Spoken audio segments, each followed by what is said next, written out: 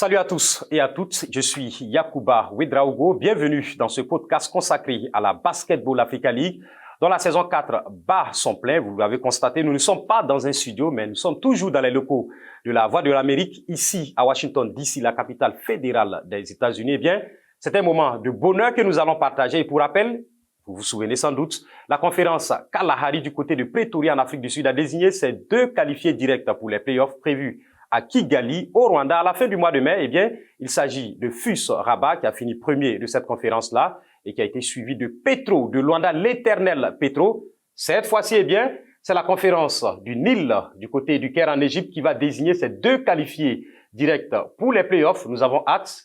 Les matchs, bien sûr, dans cette conférence du Nil-là sont prévus du vendredi 19 avril au 27 avril. On saura qui aussi seront les 2 qualifiés pour cette conférence du Nil.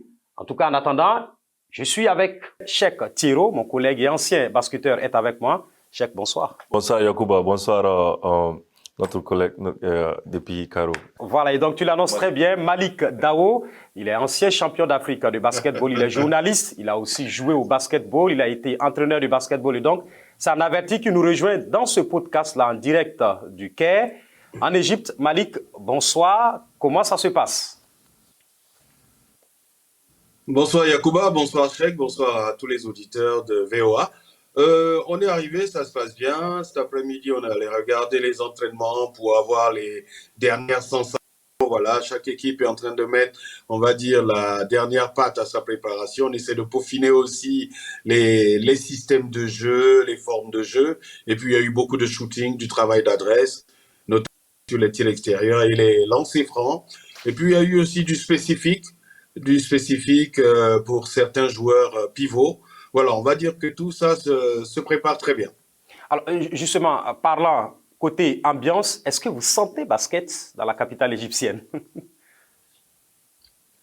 Alors, on va jouer dans le quartier du 6 octobre. C'est un quartier qui est un peu à l'extérieur du Caire, même du centre du Caire. Donc, c'est un public de connaisseurs qui se déplace. L'année dernière, il y a eu du monde sur la fin. Mais c'est-à-dire qu'à chaque match de Al-Ali, il y aura du monde. Chaque match de Al-Ali du Caire, il y aura du monde parce qu'il y a 2 Al-Ali sur cette conférence. Il y aura du monde. Mais déjà, on a senti sur les entraînements que voilà, ça commençait à frétiller un peu. En tout cas, on a hâte de voir le début justement des matchs de cette conférence Nil. Et parlant justement de l'engouement du public dans les gradins, eh bien, parlant justement de la présence du public, je le disais, dans les gradins, je m'en vais vous lire la déclaration d'Amadou Gallo Fall, président de la Basketball Africa League. Je cite: « Nous sommes ravis d'accueillir en Égypte les fans de toute l'Afrique et du monde entier pour la 3e édition consécutive de la conférence du Nil au Caire. Nous allons poursuivre la dynamique lancée par la conférence Kalahari, qui a accueilli près de 25 000 fans pour les matchs à Pretoria. » Faites citation. Malik, je reste avec vous. Pretoria, c'était une réussite ou pas, côté engouement du public? Vous qui étiez? Oh là, c'était au-delà de nos aspirations. Parce qu'on nous avait rabâché dans les oreilles que l'Afrique du Sud, c'était pas une terre de basket. Le basket est le 4e sport derrière le rugby, le cricket et le football. Le monde qu'il y a eu, franchement, c'était incroyable. Incroyable en termes de nombre, en termes d'ambiance, de voir les supporters faire corps avec leur équipe dans la victoire comme dans la défaite. Franchement, ça a été une réussite. Ça a été une réussite. Après, les Cape Town Tigers n'ont pas été très, très bons. Ça s'entend. Mais le public, lui, n'a pas trahi, en tout cas, la BAL. Alors, justement, Cheikh, tu entends bien Malik qui le dit, les Cape Town Tigers n'ont pas été très bien, parlant bien sûr terrain et donc sportivement, mais le public a continué à faire son travail dans les gradins du côté du Caire. On espère que ça sera peut-être le cas. C'est pas évident. Hein? Ouais, bon, moi je pense que Yacouba, comme Malik l'a dit, on va avoir du monde arabe là-bas, Al-Ali, et puis Al-Ali de l'Égypte. Du monde, pas arabe seulement. Non, je veux dire seulement du monde arabe africain, le Maghreb, les pays maghrébiens de l'Afrique et la Libye. Et moi, quand même, je suis toujours partant qu'il y a une surprise, Yacouba, parce qu'on a vu Fous qui a fait des surprises. Moi, j'ai toujours avec les joueurs, les nouvelles équipes qui montrent qu'il y a d'autres talents dans un endroit de l'Afrique. Bon, côté comment dirais-je, Malik l'a dit, il va y avoir du monde parce que c'est un endroit où ça va être facile pour l'audience, les fans de se rendre au gym, tout. Donc, ça va être quelque chose de vraiment comparable à celle de South Afrique. Alors, écoutez, Cheikh l'évoquait déjà, et donc 4 clubs en lice pour 2 places qualificatives directes pour les playoffs à Kigali, avec une 3e potentielle possibilité, bien sûr, de se qualifier pour l'équipe qui va se classer 3e. Al Ahly d'Égypte, champion en titre, Al Ahly de la Libye, qui vient bien sûr de Benghazi, et puis Bangui Sporting Club, bien sûr, de la République centrafricaine, et City Oilers, les Ougandais, qui sont à leur 2e participation. Cheikh, est-ce que dans ce groupe, je vais dire, il y a une certaine hiérarchie qui se dégage?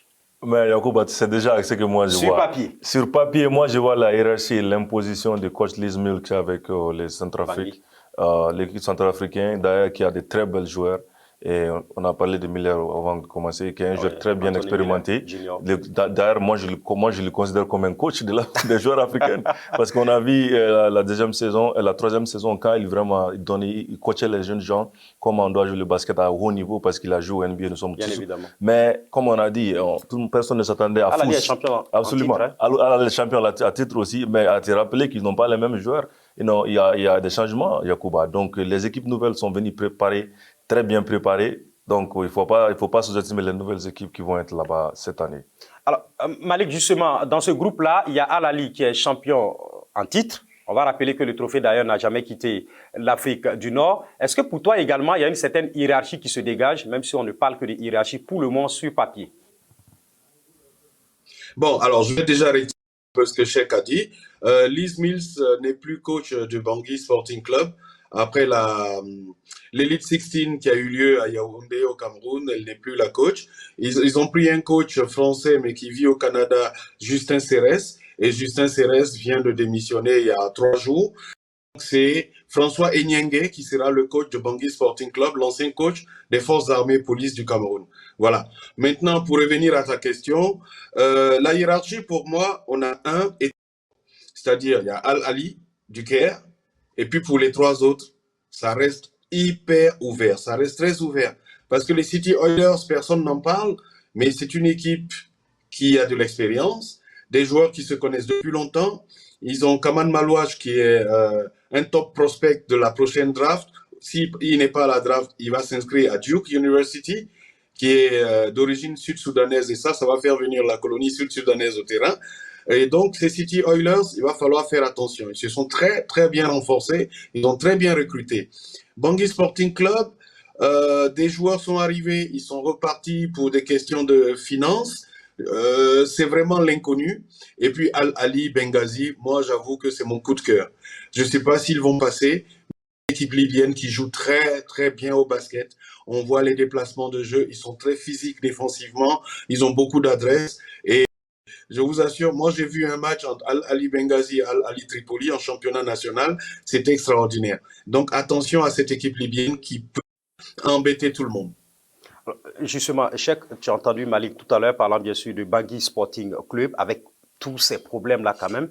On l'a reconnu, c'est une belle formation qui, dans la road to BL, a fini bien sûr champion, il faut dire Bangui Sporting Club bien sûr, qui a fini champion de la West Conference à Yaoundé, mais qui a eu trop de problèmes après avec le départ de la coach Liz Mills, ensuite un coach canadien qui s'en va et maintenant c'est Enyenge. C'est pas très rassurant. Hein? C'est pas, Yacouba, nous avons vu qu'à chaque fois que tu mêles le sport dans les problèmes politiques, socio-économiques, ça donne beaucoup de problèmes. Il faut de l'argent. Il faut de l'argent et puis il faut que tout le monde voit ce sport-là comme les Rwandais en train de faire le sport. Tout le monde n'est pas le Rwanda. Yeah. Donc il faut vraiment voir comment est-ce que le truc là va marcher avec les autres équipes parce que nous avons vu le même problème avec l'équipe burundaise qui est venue, qui avait des problèmes. Oh, ça c'était carrément une connotation absolument, politique. Absolument. Donc moi quand même je pense que si les équipes veulent, les sports en Afrique veulent vraiment avancer, ils doivent vraiment s'éloigner des problèmes comme ça qui peuvent vraiment freiner les talents de la jeunesse africaine à avancer, Yacouba. Parce que nous avons cette opportunité-là en Afrique de la NBA, nous n'avons jamais vu ça dans un autre pays ou un autre continent en dehors des États-Unis, de faire un tournoi qui est comparable au NBA comme ça. C'est une grande opportunité que tous les pays doivent vraiment faire tous pour bien attendre. C'est vrai que ça donne de la visibilité au-delà du basketball au pays auquel appartient bien sûr le club en question. Mais lorsque les politiques sont peut-être aptes à mettre l'argent ailleurs plutôt que d'injecter ça dans le basket, Malik l'a relevé, il y a des joueurs qui sont venus, qui sont repartis pour des problèmes financiers. C'est quand même dommage. Ouais, c'est quand même dommage, Yacouba, parce que ce truc-là, c'est pas comme si... Surtout que la République centrafricaine, sans te couper, est reconnue comme étant un pays de basket. Ils ont rayé pendant un bon moment et puis après, ils ont disparu. En football, ça ne va pas beaucoup. Ils n'ont même pas encore joué une seule CAN. Et donc, pour moi, cette compétition de la Basketball Africa League devait être une vitrine pour la République centrafricaine. Absolument. Pour se faire mieux connaître, plutôt que de refuser peut-être ou de prétexter ne pas avoir assez d'argent et laisser des joueurs repartir comme ça. Yacouba, moi je vais dire que tout le monde a vu que le basket à NBA Africa League en Afrique, c'est pas seulement dans le domaine du basket, ça avance aussi le socio-économique d'un pays là-bas en Afrique. Parce que quand la NBA vient chez toi, c'est pas toi qui vas payer les joueurs, ils sont en mesure de donner les équipements, ils payent les joueurs, ils payent les agents. Une bonne partie en tout cas. Absolument. Toi, tu dois te qualifier d'abord seulement. Et puis le reste, ça doit venir de ton pays qui va vraiment essayer de vraiment mettre de sorte que les choses sont alignées avec la Basketball Africa League. Parce que c'est un grand deal, Yacouba, de se qualifier à ce Basketball Africa League. Ça demande beaucoup de travail. Absolument. Nous avons vu des jeunes gens qui sont allés, qui vont être projetés NBA de 2025 à cause de ce Basketball Africa League. Et la NBA a toujours été en Afrique, mais c'est maintenant, on voit, nous avons vu que Chamché, le Camerounais Chamché de NBA Academy qui s'est déclaré au NBA Draft 2024, Yacouba. Et nous avons vu aussi le jeune Kamouche Malouache qui va jouer avec Duke, qui est projeté le first round draft, qui est projeté d'être first round draft, Yacouba, au truc. Donc, la balle est en train de vraiment produire des produits de l'Afrique, Yacouba, en fait, direct à travers ce truc-là. Donc, ça va être une amélioration dans tous les domaines. Non seulement les jeunes vont être au NBA, ça va donner la visibilité à son pays, à son équipe en Afrique, Yacouba, et au BAL. Alors, Malik, on va essayer de connaître davantage ces 4 clubs-là, même si certains sont peut-être bien sûr très connus. Je vais parler de Al Ahly. Est-ce qu'en dehors de son statut de champion en titre, quelque chose a bougé un peu dans cette équipe-là depuis l'année dernière? Alors, ce qui a bougé, c'est que ils ont récupéré Mahmoud El Mekawi, qui est un pivot international et qui a fait une saison blanche l'année dernière. On l'appelle Kijo en Égypte. L'année dernière, il s'était blessé au genou, donc il a connu une saison blanche, il n'a pas joué. Donc là, il revient. Pour moi, c'est un renfort. Ils ont gardé la même ossature quasiment. Et ce sont des gens, c'est-à-dire que la force de cette équipe-là, c'est pas un joueur, c'est l'équipe même. Parce que ce sont des gars qui se connaissent et qui jouent ensemble depuis les U16. Et petit à petit, ils sont montés ensemble en U18, en équipe nationale aujourd'hui. Al Ahly, c'est l'ossature de l'équipe nationale d'Égypte. Il y a un jeune de l'académie, Sefelwin Ndawi, qui est égyptien aussi, qui chaque année progresse. Et ils ont un coach qui est Auguste Djoulbe, il n'a pas bougé depuis la BAL 2022. En 2021, il était le coach de Zamalek. Al Ahly l'a payé très cher pour quitter Zamalek pour venir à Al Ahly. Et depuis 3 saisons, c'est le même coach qu'ils ont. Donc, il y a aussi cette stabilité-là qui, pour moi, est une force et ça peut compter. Alors, justement, Cheikh, parlant de stabilité, ce n'est pas le cas pour tous les joueurs. On voit qu'il y a beaucoup de joueurs qui quittent un club pour un autre. On a Anthony Miller Jr. qui va jouer cette année avec les City Oilers de l'Ouganda. Qu'est-ce qu'il peut apporter? Bon, Miller peut vraiment apporter Yacouba. Nous avons tous vu que comment il connaît les jeux. Ne soyez pas surpris si nous voyons Malik a parlé de collectif. De collectif. Ce coach Miller est très bien avec ça, comme on l'a vu avec Slack la saison précédente. Et il a très bien joué. Il a montré quand même le fair play. Il a amené la tradition de la NBA, la tradition du basket américain. Et moi, chaque fois, je te dis, je ne serai pas surpris s'il devient un coach de ball dans les jours à venir, après à la retraite. C'est une option. C'est une option. Bon, moi, jouer collectif, c'est très important, Yacouba, parce qu'il faut que les joueurs se mettent ensemble à temps et pour se comprendre bien avant vraiment de se lancer dans ce Basketball Africa League. Parce que, il y a quelque chose qui se passe chaque fois. Chaque année, il y a de nouveaux joueurs, il y a des nouvelles équipes qui viennent. Il faut que vous entendiez avant d'être dans les stages comme ça au ball. Alors, Malik, justement, on revient sur cette équipe de Bangui Sporting Club. Et donc, tu as parlé, bien sûr, des changements qui ont eu lieu au niveau du coaching et donc du coach. Côté joueur, je vois un garçon comme Evan Ganapamo qui rejoint, bien sûr, les Centrafricains. On a également des garçons comme Max Kougere qui se sont bien illustrés durant la road to BAL. Finalement, est-ce que ce n'est pas une force pour cette équipe, j'avais dit centrafricaine, malgré ces problèmes-là, d'être passé par la route ou BAL et de l'avoir de la compétitivité? Alors, il y a beaucoup d'individualités. Il y a beaucoup d'individualités. Evans Ganapamo qui revient. Il y a Serge Darlan qui était en J-League Ignite l'année dernière. même s'il n'a pas joué beaucoup, qui va venir jouer aussi pour cette équipe. Il y a le Congolais de RDC, Rolly Fula, qui est un très bon shooter extérieur.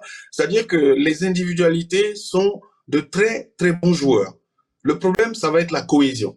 Est-ce qu'en peu de temps, ils vont réussir à créer la cohésion? Sinon, quand on regarde le roster de Bangui Sporting Club, on a de très, très bons joueurs. Il y a un jeune meneur, Yasser Kamayenge, très, très jeune, mais très, très bon. Donc, il y a du monde. Il y a du monde. Maintenant, il faut que la mayonnaise prenne et c'est ça qui va être le big deal pour eux. Il faut que vraiment la mayonnaise prenne. Mais sinon, actuellement, il y a des très bons joueurs. En tout cas, il y a de très bons joueurs. Si vous venez de nous prendre en marche, vous suivez ce podcast consacré à la Basketball Africa League dont la VOA est partenaire. Nous allons marquer une courte pause et nous revenons juste dans quelques secondes. À tout de suite. Day 2 of the beautiful Basketball Africa League. Welcome to Shwani Pretoria, the beautiful Jacaranda city. Petro Luanda up against the Cape Town Tigers. Wonderful follow-up score there from Marina to give himself the go-ahead. Goes for the mid-range too, and it's a beautiful score. They're wide, they go out wide, and it goes in. Maurice with the three. That is just monstrous from Billy. That's beautiful, the dunk from Pedro. Here we go again. Oh, that is a brilliant finish there from Cummins. Another chance comes out wide. It's a chance for Dundao. Dundao gets the three. Drives right through the middle, no one is there to stop him. Billy Preston, this is what he likes to do. That is brilliant from Billy Preston. There they go, Johnny Pedro.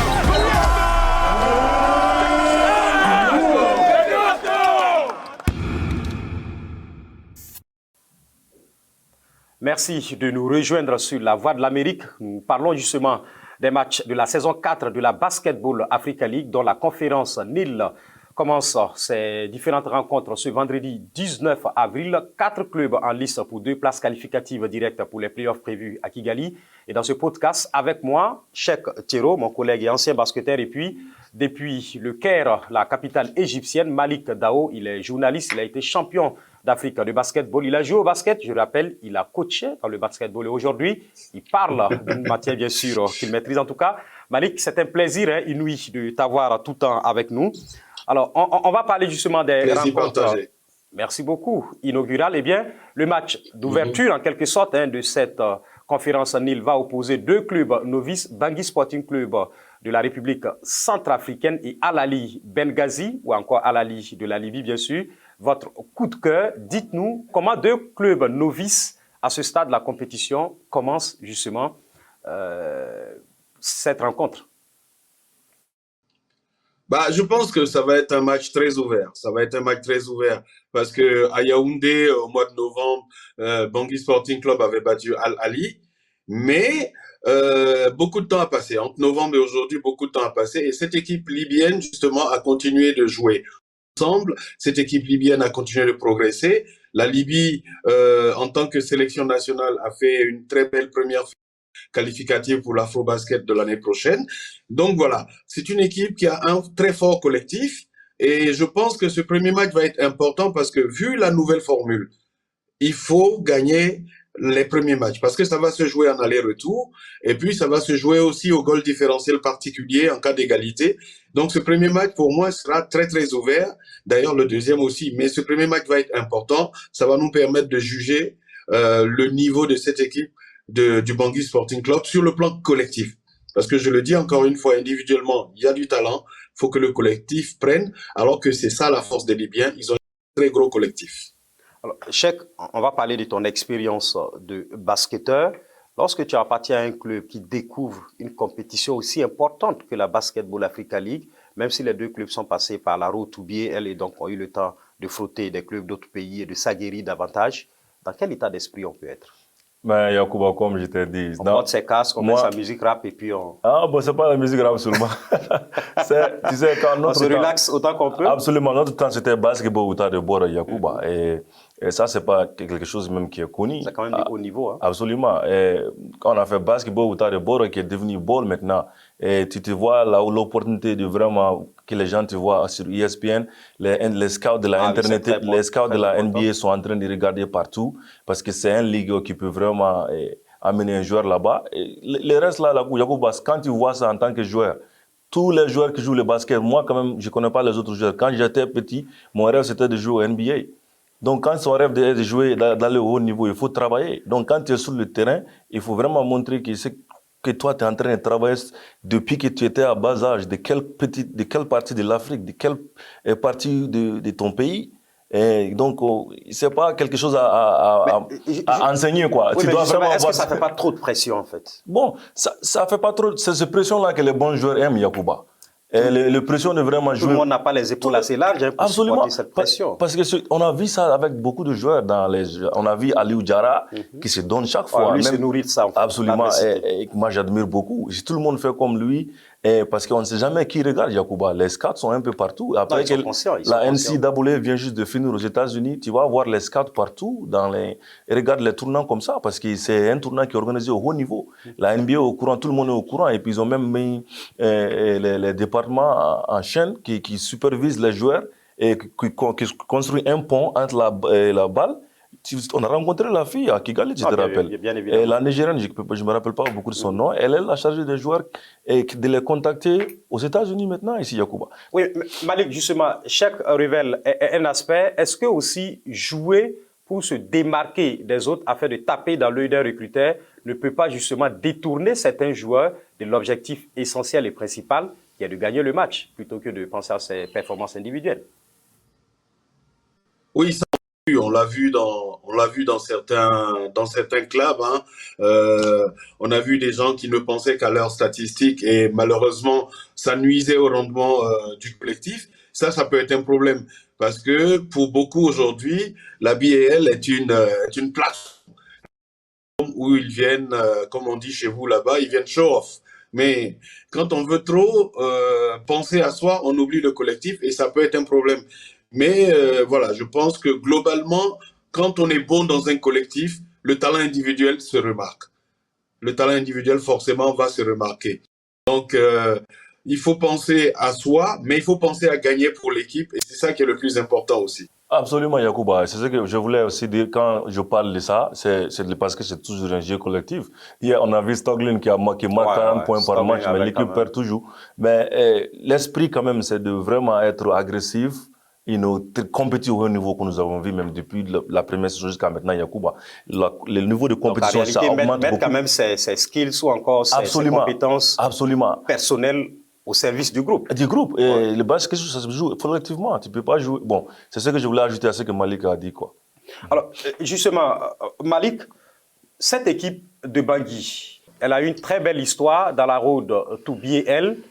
Elle a été peut-être un peu diminuée par tout ce qui s'est passé, parce que quand tu as un coach ou une coach qui te qualifie et puis après il y a tous ces problèmes-là qui suivent, est-ce que les joueurs ou les basketteurs ne peuvent pas être, je le dis simplement, hein, dans un état d'esprit un peu défaitiste?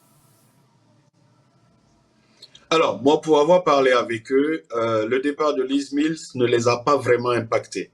C'est ce qui s'est passé il y a 2-3 jours qui peut être un problème. Parce que ça faisait 5 semaines qu'ils avaient recruté Justin Ceres, qui est coach dans une université à Montréal. Depuis 5 semaines, ils étaient en camp de base à Kigali. Donc, ils ont fait le camp à Kigali. Depuis 5 semaines, il est venu avec son adjoint de son université au Canada avec lui à Kigali pour bosser avec l'équipe. Et puis, malheureusement, en arrivant ici, il y a 2 Américains qui ont dit, bon, eux, ils arrêtent. Aussi, son adjoint ont arrêté parce que les finances manquent. Et je pense que c'est plus ça qui peut peut-être jouer sur le moral des joueurs que l'éviction de Liz Mills. Parce que pour Liz Mills, ça s'était passé un peu plus longtemps. Justement, quand tu entends ça de Malik, c'est quand même des révélations assez fracassantes. Ça fait mal, Malik, ça fait mal d'apprendre ces nouvelles-là. Si toi, tu étais par exemple un joueur de Bangui Sporting Club, tu vois des joueurs qui repartent parce qu'il y a des problèmes financiers, des coachs qui sont peut-être partis ou encore débarqués, je ne sais pas, en fait, qui sont partis en tout cas avec tous ces problèmes-là, alors que l'équipe s'était regroupée à Kigali, comme Malik le dit, et donc c'est pour dire que dans de très bonnes conditions, quand même, pour se préparer. Absolument.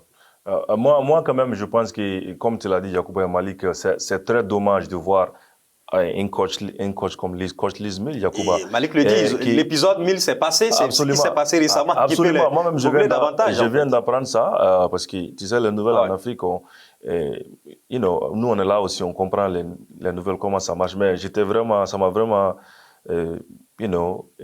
je sais pas comment ils ont fait, la seule femme qui est en train de vraiment faire beaucoup de choses pour cette ligue. Bon, on sait très bien que tu as un amour fou pour la coach Liz Mills, pour ses compétences, bien sûr. Absolument, parce que moi j'admire. J'ai son numéro. Moi aussi j'ai son numéro, Malik. J'ai aussi son numéro. Et non, j'ai aussi son numéro. Mais Yacouba, c'est dommage de vraiment voir. Et coach Liz Mill, qui, bon, passons ça comme Malik a dit ça. Elle a beaucoup apporté au continent. Elle a beaucoup apporté au continent. Le Kenya, le Maroc, Abidjan. Absolument. Ensuite, et puis c'est elle-même qui disait que l'Afrique n'a pas besoin d'aller recruter ailleurs. Ah oui, elle a dit. Donc ça, c'est des idées qu'on admire beaucoup et dans ce tournoi-là. Mais en tant que joueur, Yacouba, pour répondre à ta question, tu vois que vraiment, ton opportunité, vous avez passé, mais vous n'avez pas la chance de gagner. Donc, si tu es comme ça, et il y a des coachs il y a des problèmes financiers, c'est dur. Moi, je sais quand même, la balle ne les a pas laissés les mains vides pour faire des décisions pour les joueurs et puis les coachs. Justement, parlant de cela, on va rappeler que le coup d'envoi de ce premier match de la conférence en île entre Bangui Sporting Club et Al Ahly de la Libye, c'est pour 14h temps universel, et juste après à 17h, on aura Al Ahly d'Égypte, City Oilers de l'Ouganda, des matchs que vous pouvez suivre sur les antennes de la radio, de la VOA, et là-bas vous allez entendre sans doute la voix de Malik, bien sûr, qui commente ces rencontres-là. Malik, je me retourne vers toi, justement, et rassure-toi, on adore ta voix à la radio. Sincèrement, on l'adore. Oui, on adore t'avoir à la radio. Et donc, justement, ce match entre Al Ahly d'Égypte et puis City Oilers de l'Ouganda, le champion en titre face à des Ougandais, tu l'avais dit, très collectif. À quoi ça peut se jouer? Alors, je pense que ça va pas être un match facile parce que quand je pense au match de l'année dernière entre les deux équipes, on a une équipe de Al Ahly qui mène de 22 points et puis qui ne gagne que de 2 points à la fin. C'est-à-dire que les Oilers ont fait un rallye, ils sont revenus, mais ils s'inclinent à la fin parce que sur le dernier shoot, Philando Jones, il n'a pas la réussite à 3 points et puis malheureusement, ils perdent. Donc, je pense que les Égyptiens, ils doivent encore avoir ce match-là en tête et se dire, il faut pas sous-estimer les Oilers. Et je disais, les Oilers qui sont renforcés cette année par Kaman Malouache, qui seront coachés par Karim Nesba, qui est un coach que l'académie a prêté à City Oilers pour suivre Kaman Malouache, parce que le coach des Oilers, Mandi Jourouni, lui vient de signer dans un club au Rwanda. Parce que bon, aujourd'hui, c'est le pays où ça paye bien aussi au basket. Bon, quand même. Ça peut se comprendre. Donc, je pense que c'est du 60-40 pour moi. C'est-à-dire que Al Ahly est favori, mais il va falloir faire très, très attention à cette équipe des Oilers. Alors, justement, il y a un point, je discutais cela avec Cheikh juste avant de rentrer ici pour enregistrer ce podcast. Toutes les équipes vont jouer du premier jour jusqu'au dernier. Comment gérer ça? Oui. Alors, ça se joue en aller-retour. C'est-à-dire que les équipes vont s'affronter 2 fois. L'équipe qui a le plus de victoires est classée première et ainsi de suite. Donc, les 2 premiers sont qualifiés directement et les 2 meilleurs troisièmes sur l'ensemble des 3 conférences, c'est-à-dire Pretoria, Le Caire, Dakar. Les meilleurs troisièmes des 3 conférences seront retenus pour faire les 8 qui vont au play-off à Kigali. Donc, chaque match est important. Et même si vous perdez un match, il faut se débrouiller pour ne pas le perdre trop largement parce que le point average, ça va compter. Tu vois? Donc, ça veut dire que voilà, chaque match sera important. Voilà, il faut avoir du banc et on le saura à partir de ce vendredi 19 avril, date donc des débuts des matchs de la conférence du Nil qui vont avoir lieu au Caire en Égypte. Malik, merci beaucoup d'avoir été dans ce podcast depuis la capitale égyptienne. On a hâte de te retrouver demain sur les antennes de la VOA aussi, puisqu'on est partenaire de cette Basketball Africa League-là. Et on reçoit ta voix et celle bien sûr des autres sur nos antennes et ça fait plaisir. Je serai encore avec Cheikh dans l'avant-match, à la mi-temps et dans l'après-match et pour les autres rencontres. En tout cas, merci Malik depuis la capitale égyptienne. Et te souhaitons, c'était un plaisir. On aurait aimé être avec toi là-bas, mais on te souhaite de profiter au maximum de l'ambiance, bien sûr, du parquet, comme tu as l'habitude. Hein. En tout cas, merci. Merci également à Cheikh Thiro, mon collègue et ancien basketteur. Merci à Trésor Matondo et aussi à Lionel Gaïma. Merci à tous ceux qui ont suivi ou qui suivent ce podcast. En tout cas, on va se retrouver une prochaine fois pour un autre numéro. Je suis Yacouba Ouedraogo. Nous sommes dans les locaux de la Voix de l'Amérique. Au revoir.